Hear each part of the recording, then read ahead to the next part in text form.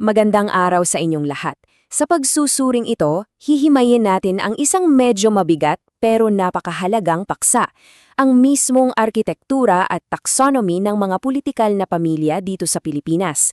Gamit ang matitibay na datos at mga teorya sa ekonomiya, titingnan natin kung paano nga ba eksaktong nabuo, lumawak, at nagkaroon ng napakalalim na sistematikong epekto ang mga political dynasties sa ating bansa.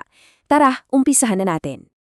Pero bago tayo malunod sa mga numero, tingnan muna natin ang isang malaking kabalintunaan.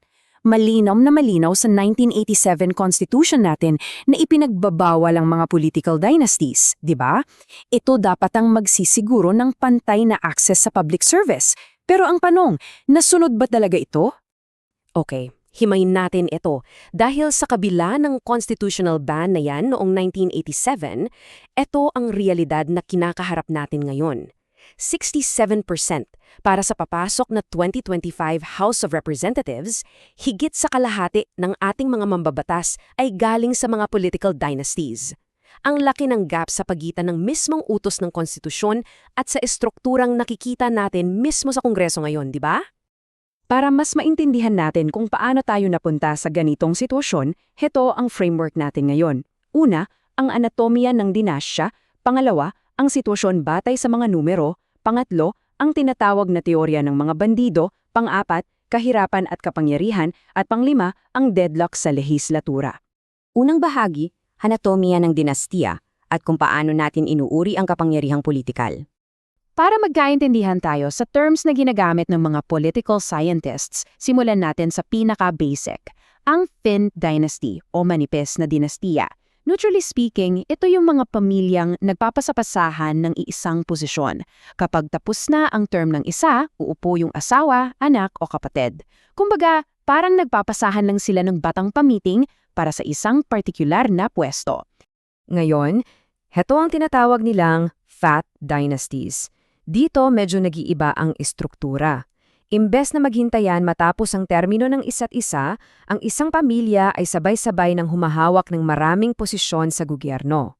Base sa datos, isa itong paraan para makaikot sa mga term limits kasi pwede mo patakbuhin ng sabay-sabay yung iba't iba mong kamag-anak sa iisang eleksyon. At mula dyan, aakyat pa tayo sa obese dynasties. Idedeklara ang isang dinastiya bilang obese kapag may 5 o higit pang miyembro ng angkan ang sabay-sabay na aktibo sa politika. Ayon sa ating mga source, makikita ang ilang halimbawa nito sa Mindanao tulad ng mga Subiri, Romualdo, Bautista at Almario. Yung ilang pamilyang ito kontrolado ang mga partikular na distrito nila ng halos 4 na dekada na. Umaabot din tayo sa dulo ng academic scale na tinatawag namang super obese dynasty. Ito na yung extreme end ng partisipasyon kung saan halos isang buong barangay na magkakamag-anak ang sabay-sabay na tumatakbo. At para bigyan kayo ng mas malinaw na picture, Tingnan nyo ito. Ngayon, ang talagang kawili-wili sa slide na ito ay ang mesmong bilang, 23. Sa halalan ngayong 2025 sa Ilocos Sur, ganyan karaming magkakamag-anak mula sa dinastiyang Singson ang tumatakbo para sa iba't ibang posisyon. Ganyan po kalawak at katindi ang kakayahan ng isang pamilya pagdating sa lokalisadong partisipasyon. Karatapusin ang ating taxonomy, nandito ang mega dynasty. Paano ba ito gumagana? Ito yung kapag ang mga malalakas at makapangyarihang regional clans ay bumuo ng mga pambansang alyansa. Ang pinakamalinaw na halimbawa nito na idokumento sa ating sources ay ang naging alyansang Marcos at Duterte kung saan nagsanib puwersa sila para manguna sa national level. Pangalawang bahagi, batay sa mga numero at ang nakakagulat na exponential na paglago ng mga estrukturang ito. Kung titingnan natin ang datos sa paglipas lang ng huling 2 dekada, makikita natin kung gaano kabilis ang paglawak na ito. Noong 2004, nasa 57% ng ating mga provincial governors ang galing sa fat dynasties. Pagsapit ng 2025, pumalo na ito sa 80%. Isipin niyo yun, 8 sa bawat 10 gobernador natin ngayon galing sa matatabang dinastya. Ganyan kabilis ang konsentrasyon ng kapangyarihan sa mga probinsya. At the same time, hindi lang ito panprobinsya, ganyan din ang nangyayari sa mga siyudad.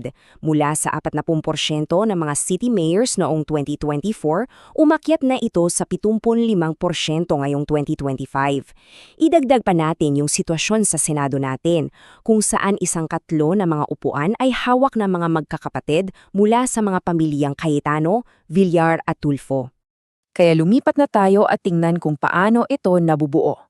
Ikatlong bahagi, ang teorya ng mga bandido at kung paano nga ba namumuno ang mga dinastiya pag nasa pwesto na. Para maipaliwanag ang mga aksyon nila objectively, gagamitin natin ang framework ng ekonomistang si Mansur Olson. Ayon sa teoryang ito, ang pamumuno nila ay parang isang malaking strategy game. Meron tayong stationary bandits. Ito yung mga dinastiyang calculated ang kilos, nagpapagawa ng mga kalsada at namumuhunan sa limitadong lokal na pag-unlad. Bakit? Para makuha ang long-term na suporta ng tao at masiguro ang tuloy-tuloy na yaman ng pamilya nila. Sa kabilang banda naman, ang mga roving bandits ay mas madalas lumitaw sa mga lugar na unstable. Sila yung walang pakundangdang kung kumuha ng yaman dahil hindi nila alam kung hanggang kailan lang sila makakaupo sa pwesto. Ikaapat na bahagi, kahirapan at kapangyarihan at kung ano talaga ang mga tangible na epekto nito sa mga ordinaryong mamamayan. Para makita ang konkretong epekto nito, tingnan natin ang malinaw na datos.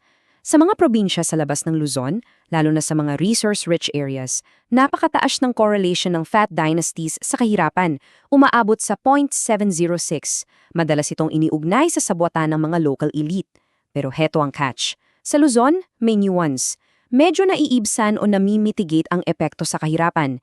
Hindi dahil walang dinastiya rito, kundi dahil may mas matatag na mga institusyon at mas malakas na kompetisyon sa negosyo na kahit paano ay bumabalanse sa kapangyarihan nila. At base sa mas malawak pang datos, ang pamamayagpag ng fat dynasties ay nagreresulta sa patong-patong na systematic issues. Nakikita ang pag-usbong ng bureaucrat capitalism at mga taipan cartels. Nandyan din yung nakokontrol na ang lokal na pulisya, ang mga piskal, pati hudikatura. Siyempre, kapag hawak mo ang sistema ng hustisya sa sarili mong teritoryo, hindi malayong magresulta ito sa talamak na political killings at isang malalim na kultura ng impunity. At ang malinaw na naglalarawan sa ganitong uri ng pamamahala ay itong 1 trilyong pesong iskandalo sa flood control ngayong 2025. Ayon sa mga ulat, ang napakalaking halagang ito ay napupunta sa mga proyektong ina-award ng walang sapat na merito. Isa itong napakalaking data point na ginagamit para ipakita ang umano'y talamak na paglustay sa pondo ng bayan na nangyayari sa ilalim ng ganitong political setup. Dito na tayo papasok sa huling bahagi na nagbabalik sa atin sa umpisa, ika-5 bahagi, ang deadlock sa lehislatura o ang tinatawag nating systemic loop. Kaya, ang napakahalagang punto rito ay ito. Ayon sa ating sources, ilang dekada ng sistematikong binabaliwala o kaya naman ay sadyang hinaharang mismo ng Kongreso ang mga panukalang batas laban sa political dynasties. Isa itong walang katapusang loop, guys. Kasi isipin nyo, ang nag-iisang sanggay ng gobyerno na may legal na kakayahang isaatuparan yung 1987 constitutional ban ay mismong binubuo ng mga miyembro ng mga dinastiyang ito, na nag-iiwan sa atin sa isang napakalalim na tanong ngayong araw, kung kontrolado pala ng mga dinastiyang politikal ang mismong kongreso na inatasang mag-regulate sa kanila, sino ngayon ang magpapatupad ng pagbabawal na ito? Maraming salamat sa inyong panunood at pagsama sa pagsusuring ito. Hanggang sa muli, manatili tayong mapanuri